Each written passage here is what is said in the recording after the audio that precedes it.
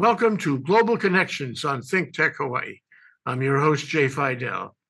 Today, we're going to talk about the U.S. and Russia after 5 years, the meeting now in Saudi Arabia. Our guest for the show is Roopmati Khandekar, geopolitical analyst. Welcome to the show, Roopmati. Thanks for being here. Hello, Ajay. Thank you for having me on your show. Always my pleasure. The U.S. and Russia are swiftly advancing in thawing the diplomatic freeze. The Trump-Putin relationship is at the center of this effort. But will it be sustainable? Roopmati, tell me, what is going on with the two of them? This is a very strange peace talks meeting. How did it come about and what is happening? This is a historic development which is going to rewrite the security architecture of Europe. Now, why we say this? Because it's the US and Russia coming together at a table in the Riyadh Palace to discuss Russia-Ukraine peace talks without Ukraine. So it is as crazy as it can get. And so you have these two teams who have sat down for about 4.5 hours and discussed all the things that we are going to discuss in our show today. But let's talk about Trump's team. Trump's team is Steve Witkoff, who's Trump's special envoy. And then you have Marco Rubio, who's the U.S. Secretary of State. And then you have Mike Waltz, who's the U.S. National Security Advisor. From the Saudi Arabia side, you have Faisal bin Fahad Al Saud, who's the Saudi Arabian foreign minister. And you have Mossad Aibin, who is the Saudi National Security Advisor. And from the Russian side, you have the Yuri Yushkov, who's Putin's foreign policy advisor, and Sergei Lavrov, who's Russia's foreign minister. So it's a foreign minister level meeting, high level delegation, who has sat down at the table. It's a business kind of a deal. Serious talks have come up, and their outcomes are four in number. So you have that they want to establish a mechanism to identify and fix the irritants of the Russia US relationship, and they want to put in efforts to normalize this relationship. The second thing is that they want to establish a team to discuss Ukraine, to bring the Russia-Ukraine war to an end as soon as possible. And they want the US and Russia to cooperate in a post-war engagement in Ukraine. And the last one that they wanted was that both sides have vowed to keep up the engagement amongst them. So this is the kind of 1, 2, 3, 4 that they have got out at the table, and this is so precise and so Jay, they have made it look like a very progressive meeting. It's a swift meeting, and guess what? Europe is not at the table. So Ukraine, Europe out. Well, there's something really bizarre here. This reminds me of some of those meetings after World War I and World War II, where, the people involved in the war were not at the table. How can that be? And poor Zelensky, if I were him, I'd be fuming mad. And Europe, which has had a fairly active role in dealing with this, not at the table. And yet, did you just tell me that Saudi Arabia was at the table? What in the world have they got to do with this? What are they, props? What is it? What role do they play? So, Jay, Saudi Arabia has become the new neutral player for Trump in the Middle East, and his special envoy, especially because of the financial strength that they have. He's trying to promote them so that he can use them in other endeavors of his. He knows Saudi means money. Trump is a businessman before he becomes president. So he thinks business acumen, and he elevates Saudi to come to the table with Russia and US. So, that kind of giving diplomatic vantage to a nation, he's prepping them up for ego boost for them. And Saudi Arabia is one of the countries who's promoting his Abraham Accords to such an extent that you have Israel putting up defense stalls at the UAE exhibition for arms and ammunition. So Saudi is playing according to Trump's plan, full to the T. They are a prop. Remember Khashoggi, who was murdered Oh, in Turkey. Remember, he was murdered in a in the plastic bag. embassy for Saudi Arabia. But remember Mm. how absolutely corrupt Saudi Arabia is. We haven't really cleared them for 9/11, if you remember back. And then, Trump's son-in-law, Jared Kushner, got, $2 billion or more in what was obviously a corrupt payoff. So what's going on here? And he must have some corrupt control mechanism going on in Saudi, or Mm. they on him. And they have no role at this table, and they are not a fair-minded, fair witness member of this discussion. So it's all, very, very strange. And the other thing, of course, is that they're gonna cut up Ukraine without Ukraine being at the table. That is absolutely remarkable and disgusting. And I guess I wonder, what Zelensky can do. He said so far that he's not interested in trading off his rare earth materials, which Trump wants from him. Wants to do some kind of deal for the rare earth materials, and Zelensky said, "No deal on that. Can get away from me." And Zelensky says he's not necessarily going to be bound by anything they do or say or decide at this meeting. So it's a meeting without portfolio. It's just Trump and Putin doing their thing together. And they're obviously in a very unholy relationship. They've been that way since 2017 or before. And the result is that you can't have any confidence. They have no credibility to the thoughtful observer. They're trying to fool us, aren't they? Yes, Jay. And this meeting, they did not have a date set for the Trump Putin meeting. But then guess what? Putin invites Trump and Xi of China to come for the May 9th celebration parade. So he's send an invite to Trump for Moscow. And be sure he'll go because he likes this kind of media frenzy. It is going to be a media frenzy when Putin and Trump meet. And the point is, Jay, that Trump is counting ending the Ukraine Russia war as one of his achievements. And it's going to be an ego boost for him. And he wants to show that what Biden could not do, I will do. And in that, uh, he is pleasing the bigger player in this war. So he's completely neglected Ukraine. Rather, Zelensky was asking for money. Today, Trump is asking him to pay up for a percentage. So Zelensky is totally stumped. He's just running around like a, you know, totally confused about everything. And when you have the Ukraine Russia peace talks in Saudi Arabia without Ukraine, you get to know that it's a one sided affair. Like you said, it's at the table after post war without any of the players being really involved. Well, a lot of people are saying this is throwing Zelensky and Ukraine under the bus to exclude him from the discussions, to include, his call it allies in Western Europe from the discussion, and then to give away points in advance. And both Vance and Hegseth said, "Well, it's not practical to, it's not practical to go back to the pre-2014 boundaries." And it's not practical to allow Ukraine to join NATO, both of which are very important points and which, Ukraine wants.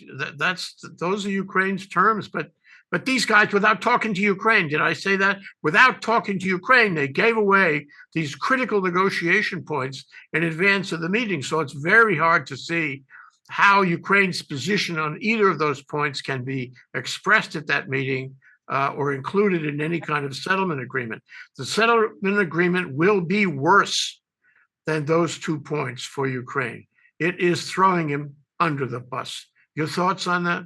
Yeah, Jay, we have discussed about this previously that 18% of Ukrainian land is already gone to Russia. So 1/5 of the country is already out of his hand. And when they talk about Ukraine having no place in NATO, it defeats the entire cause of this war. So what was he fighting for? He was fighting to join NATO. Putin was saying that he should not be in NATO. Now Trump has done exactly what Putin has said. So it's a win-win situation for Putin.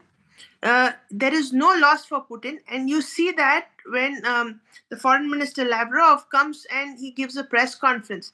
He says that good, Europe was kept out of this conference because out of this meeting because they would have weaseled out a way to help Ukraine.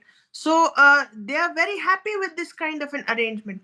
And Zelensky is now trying to find an arrangement with UAE, with Turkey for selling their billion-dollar, investment, this, that. But that will not work. He's fighting against a giant, and the kind of fight that is put up with Russia, he was to be defeated unless there was a collective security mechanism behind him. We have discussed about this, that they could have ended this war on the first day if everybody had collectively stood behind Ukraine, but nobody did.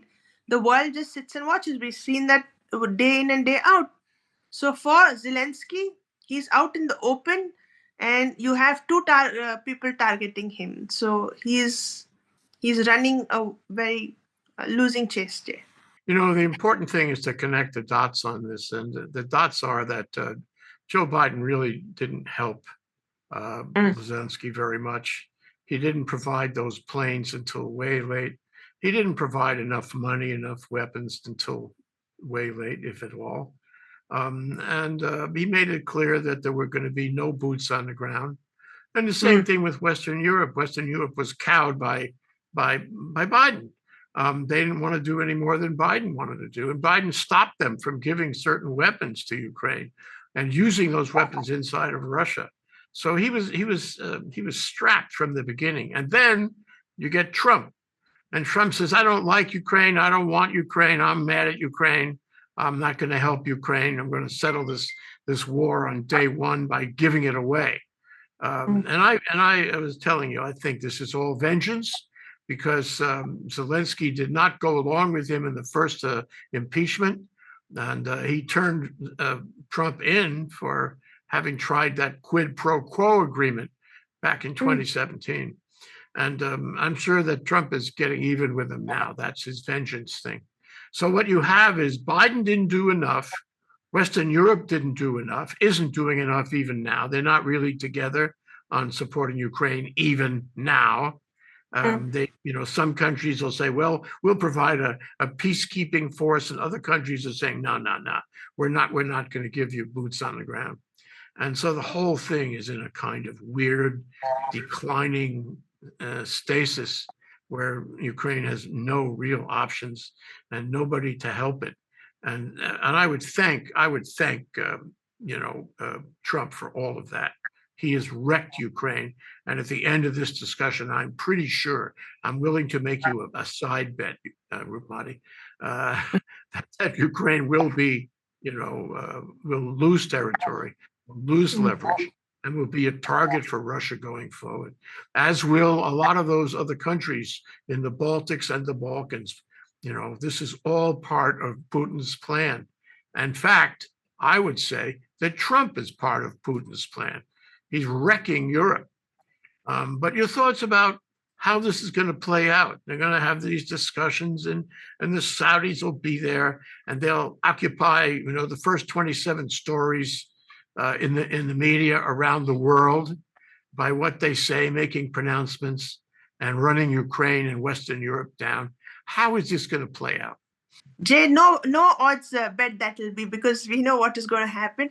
And Jay, this kind of military aid that was promised to Ukraine and did not reach him, he's got no security blanket over him. And right now, what is going to happen in any war?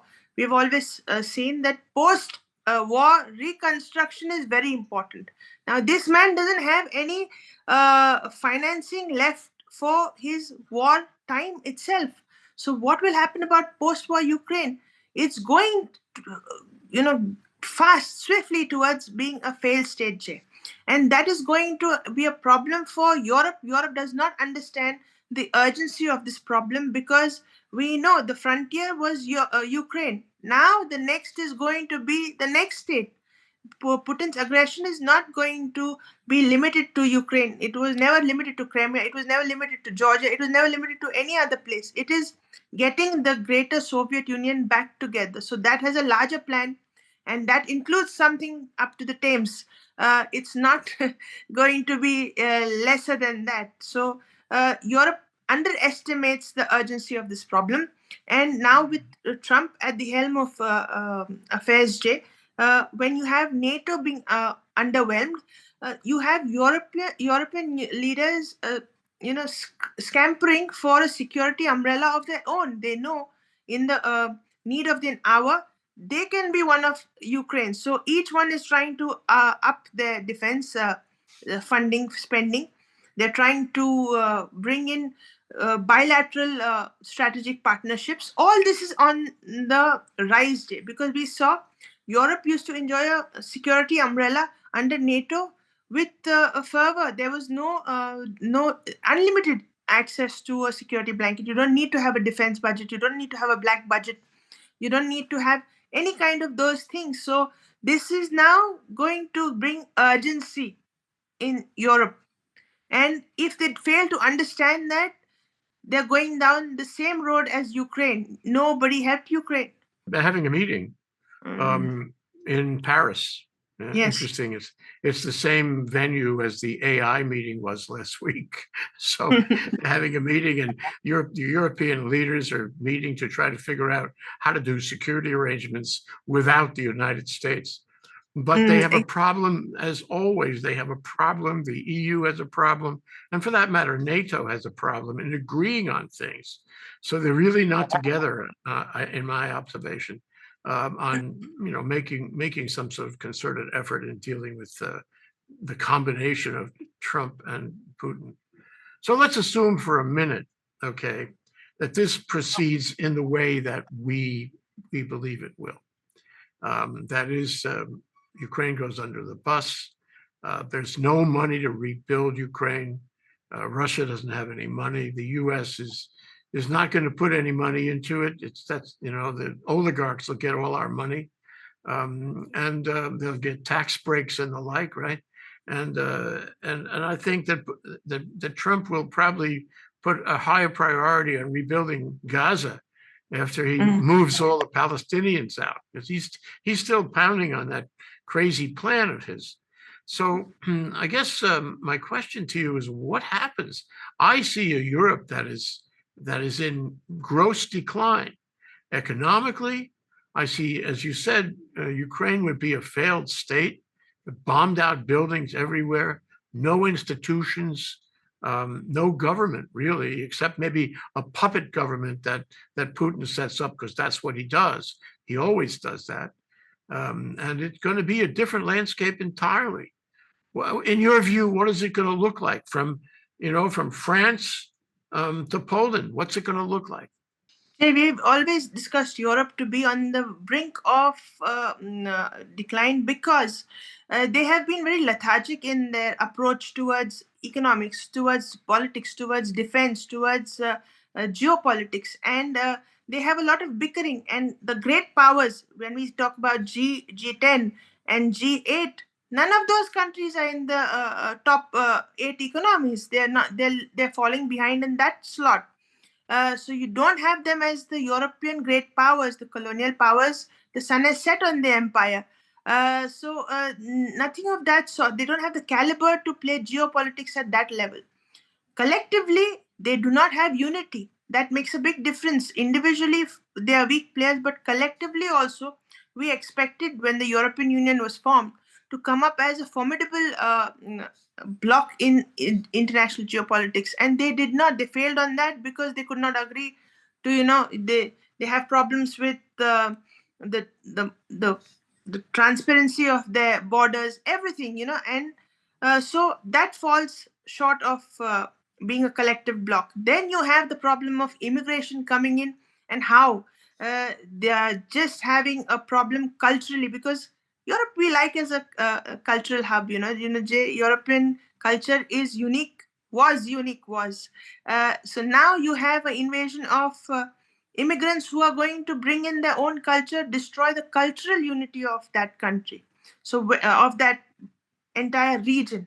So when that Europeanness goes, there's more division, and this kind of brings in this um, weakness is going to bring Europe to a faster decline than before, Jay, because this brings about so much of uh, that divisive nature, and you don't have that economic integrity, Jay. They don't support each other in the way that they should. You don't have France and Germany coming together and forming an alliance to hurt, block someone and to hurt someone. Brexit happened, they went. So it's in tatters, if I go to say in a summarized way, that it's in tatters, European Union. And that has helped Russia play to the galleries of manipulating oil and gas prices, manipulating the economies, manipulating the regions, and he threatens Finland, Sweden in the same way like he does to Ukraine. Jay. They are scared. The borders are the same. They share a border. They know he can enter from anywhere and claim the land. And their claiming of land is very medieval. Jay. They go and put flags. So how can you just remove the flags? The borders are going to be changed. And Europe really fails to understand the urgency of this entire issue, Jay. Enter China. Okay, China single-handedly undermined the German automobile industry, which is actually failing now because they are selling cars, including a lot of electric cars, the BYD cars all over Europe. So Europe manufacturing is on the decline, and its trade balance is on the decline. And China sees all of this, and some of those countries, that you named in Western Europe, have to come to the conclusion that they could get into bilateral relationships with China, and China will help them in trade, in manufacturing, in the economies of those countries, and also maybe in security. So it's a combination problem because China has certain obligations and relationships with Putin and Russia. What do you think might happen with the relationship of countries in Western Europe that would be inclined to save themselves one by one in bipartisan, that is bilateral relations, trade relations, economic relations, even security relations with China? Jay, the Belt Road initiative is such an inviting movement for all these European nations, and they will join in and they will go to China just because of the economic prowess that China displays every now and then. So you have China literally piggyback riding Russia to come to as they, see the bilateral relation. They form a formidable pair, and that strength in unity makes other nations wary of them. If you try to fight Russia, you knew that Russia had a good friend in China, always standing by its side. Do you have that with Germany? Do you have Ukraine was literally alone? Do you have that with Germany or France or the UK? That one country who's equal in power with you will stand with you forever. That is lacking in Europe. And when they look towards China, we know how China deals. It's tit for tat-a-tat. It's never tit for just one single tat. They would take everything from Europe. They don't work on a easy basis. They always take a good chunk of what as surety, and the system is different. Jay. It's like the art of warfare that the Chinese always they don't know what is going. There's 13 rules of warfare that are always on play in the Chinese mind, whether it be economics, whether it be politics. They are always in that art of warfare. The book is very nice, actually. Roopmati, do you think that China would ever help Ukraine? Never ever, Jay. It would never ever help Ukraine. Why? Because they with Russia, they hold a special relationship, and they are literally piggyback riding Russia. Jay. Where was China a few years back when they become a manufacturing hub? The oil and gas dependence, the sheer size that these two countries occupy, it's a feel good factor that Russia and China have in between them. And that's what they don't let go of. And that's what becomes very scary in international politics because the support system that has there been one instance where they have crossed each other's path? Never. They avoid it. They try to make amends to it. And today we see Trump trying to get into this trio. So they want it when Putin is inviting Trump, he is not letting go of Z. He's inviting Z also to come for the parade. So he wants it to be a trio, the trinity that will, really shape geopolitics to a different level, strategically too. Let's assume, hypothetically, that these strange peace negotiations in Saudi Arabia result in an arrangement where Putin gets at least 20% of the land of Ukraine. He gets leverage that will allow him to include a puppet government in Ukraine. He gets assurances that Ukraine will not be able to join NATO, and that none of the Western European countries, and certainly not the US, will go to any length to protect Ukraine should he try to take more of Ukraine. Let's assume that's the peace deal, which really makes me slightly sick to think about it. Okay, what happens then? Part of that, I suppose, would be, well, Mr. Putin will not try to go into other countries in the Baltics or the Balkans. But, to believe that makes you a fool. So will he do that? How will he do that? When will he do that? Despite any provision in this peace agreement. Jay, the czar mentality that he has, it's never going to go away. He equates himself to history. He is history in the making. That's what the belief system is. And he'll never attack another country, was said last time. So that will never hold true too. And so Jay, when these peace talks happen, these pseudo peace talks, out of 4 points, only 2 points are about Ukraine. The rest of the two is how Russia and the US can come back together. The embassies are going to be opened with aggressive enthusiasm. That's what's being used. And they want to normalize the Russia-US relations. And who's the most happiest in this? Putin is. He welcomed this and he was very happy about this because Russia was being isolated. And when Russia was being isolated, when you remove the SWIFT financial system from them, they wanted to go for the BRICS financial system. And so that was going to cause de-dollarization. That was going to give cause to another problem altogether. The solution that Trump comes up with is no de-dollarization. The US companies, Russia has also planned to open up oil and gas for American companies. So see the business that took place. It's flipped, Jay. It's totally flipped. Everything is now talking of bilateral trade. Biden indulged in an isolationist policy. But the problem with Biden was he couldn't finish up things. He used to start very well, but he couldn't finish them up. And so he had all these loopholes which were hanging around. And to take advantage of this loophole, these are seasoned politicians. They would come in at the right time, at the most catchable moment that they got, they came in. So Trump used this to lure Putin in. Putin has opened up the Russian markets to him. Who will go in? His friends, the businesses that Trump favors will get into Russia, oil and gas. Lucrative business, prices low, would definitely make a profit. So it's working out for a win-win situation for Trump and Putin. I don't know about US and Russia. So it's like that. Yeah. There's always the UN. The UN is kind of a side issue these days. It's not really important. It has declined in many ways. But as I recall, the International Court has issued a warrant for Putin's arrest as a war criminal. Remember, he's a war criminal. We cannot forget that. And so if we have, this negotiated peace agreement, I guess he is excused Where does Yeah. the United States, where does the United Nations fit in all of this? It is not at the table either, Roopmati.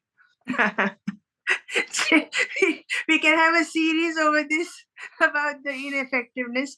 You remember they stood in the press conference and said that we don't accept Trump's plan for Gaza, and now Putin doesn't accept the warrant against him. They don't include UN in any of their considerations. So they have literally belittled UN to be just a discussion forum.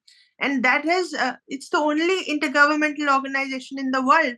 And these two leaders who run the entire geopolitical architecture are just belittling this and carrying on carrying on their transactions irrespective of what is happening. Now Trump has got so many court orders, and he doesn't bother about them. This one has court orders against him internationally. He doesn't bother about. He goes to countries who would not arrest him. And Jay, when they undermine the international legal system, you see what is the authoritarianism that they bring into uh, their manure. They don't think, and they do what they please. Now this is authoritarianism at a different level. You don't have them uh, considering or following rules and regulations. There were sanctions on Russia, so where do we go from here? Now we are just, who said the sanctions were revoked? Who said the sanctions were? It's just business is open for you. Let's meet up. You come for my parade. It's like this, all garden. We forgive you for all your Yeah. transgressions, and we'll give you extra power, extra leverage in the world. Where do you know where India stands on all this? I would hope that India would say, wait a minute, you're not putting us at the table. What voice do we have? Who are we supposed to support at the end of the day? Maybe Modi will support Putin, no? Modi will see India Russia share a very special strategic partnership. Putin and Modi share a personal relationship. Putin and Trump and Modi share a personal relationship, and that is why India, despite of having one of the highest tariffs, has been kept in the reciprocal tariff quota rather than the 35% direct. So he has kept that soft corner for India. And Jay, if you go to see these are leaders who have spent decades together planning the geopolitical architecture. So they tend to come together and they align themselves. And that is what is the problem. There is no voice which will oppose this and say to Trump that you will not do this. It's just Zelensky running helter skelter because he's got a very petite voice. Nobody's supporting him, but you don't have a formidable voice like China or India or Australia. Australia is not in the business at all. So you don't have one good leader who will come and say, Mr. Trump and Russia, please include Ukraine in this. Very good point. There's really nobody out there helping Zelensky on any level. But I want to talk about the U.S. for a minute, because Trump is playing on an international stage on the basis of the phony mandate he speaks of. He said he would put an end to this war, but the whole implication is that he will put an end to Ukraine in this war, and he seems to be going down that path. He is going down that path. So the question is, how do people in the U.S. feel about this? How does the red group feel? The conservatives, how do they feel? The MAGA group, and how do the liberals feel about Ukraine? And do they have any effect? And if he settles on this throw him under the bus basis, what effect does that have? In the United States politically, and for the midterm elections, what effect? Yeah, Jay, see, the MAGA group is on an adrenaline rush, and they love this kind of frenzy that has been created. It's day one, this executive order, day two, this executive order. And so they are feeling that it's a state of elevation that each one has. They're on a high. And the liberals, Jay, they have gone muted because they have been relegated to the sidelines just because right now nothing is working. The mandate is such that nobody can do anything. That is the problem, Jay. We spoke about first-time voters. We spoke about how he lured these people to bring in and the swing states that happened in his favor. So kind of this setup that has happened, it gives him an authoritarian power in his hand. And he's got that tendency to play to the gallery in the sense that today, if you question that why is this price of eggs so high in our supermarket, he will answer that it is Biden's policy. It's not mine. So none of the questions are answered to the point that yeah, maybe it'll be less sometime. No, it's Biden's fault if it's wrong. It's mine if I'm going right. And he will keep on doing this till till the term finishes.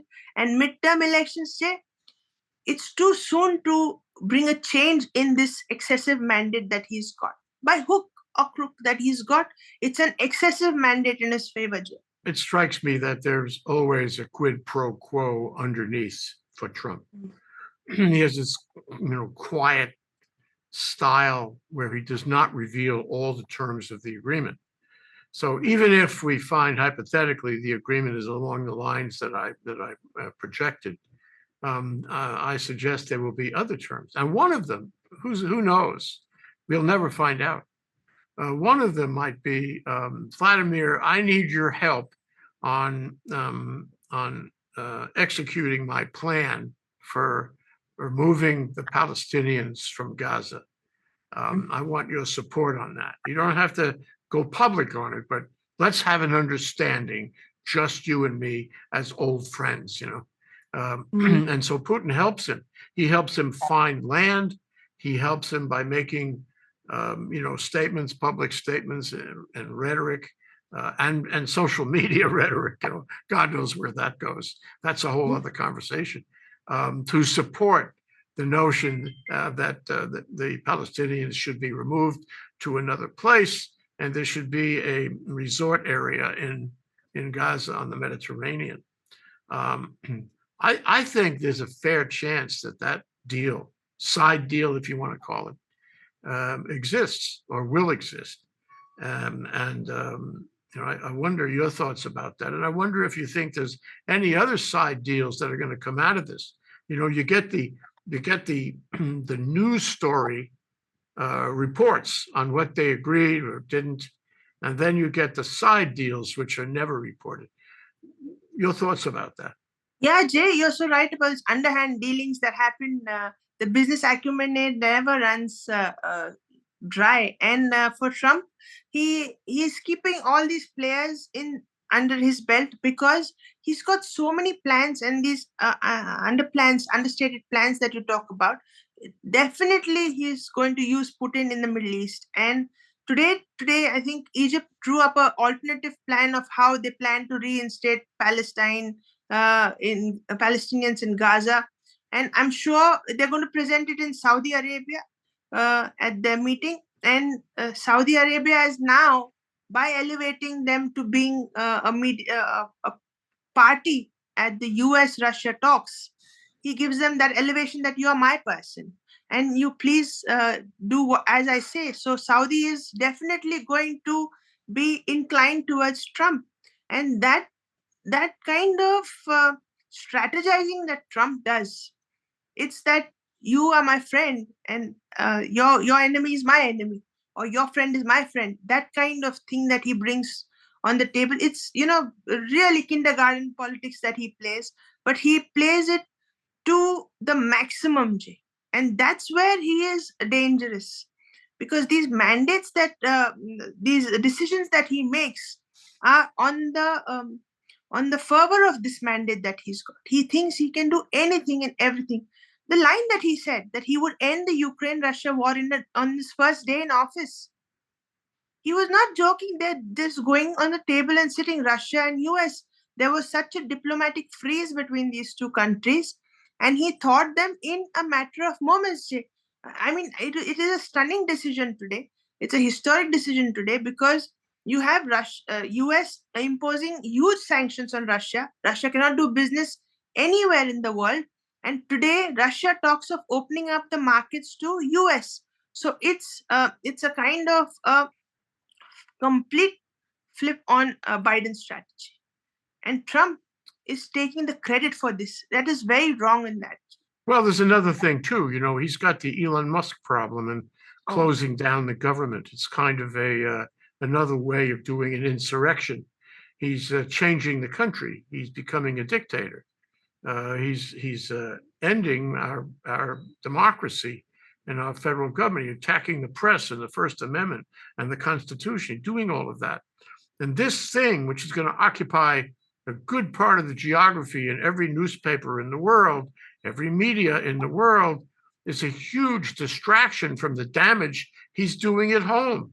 Do you agree? Yes, Jay. Domestically, we are suffering from grocery prices, aren't we?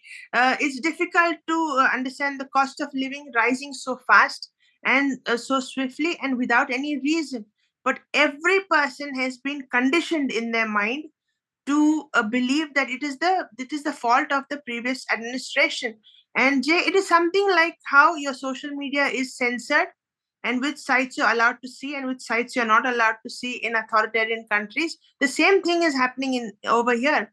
That price rise, Biden. This less costly. It's because of Trump. So we are literally selective in assigning credit to any development that takes place, and media being silenced. Media is owned by these tycoons, these Silicon Valley tycoons. All of them have drifted towards Trump. And so the kind of news reports that we hear in our feed and we are conditioned with, they are all pro-Trump. You every day have on our screen, Jay, that Trump has signed this executive order, this executive order. You feel he is working. So this kind of conditioning of the mind that is taking place, Jay, it is becoming very it's literally that kind of manipulation, that you can call it manipulation of the mind, that is taking place. And it's difficult to understand how he is going to do what he is doing to America by imploding the economy through tariffs, through these kind of deals that he makes. It's going to implode, Jay, and implosion is going to have a direct effect on our pockets. Okay, Roopmati, we'll have to leave it there. Thank you so much to our guest, Dr. Roopmati Khandekar, geopolitical analyst. I'm your host, Jay Fidell. Thanks for watching. We'll see you next time. Aloha. Thank you very much. Aloha.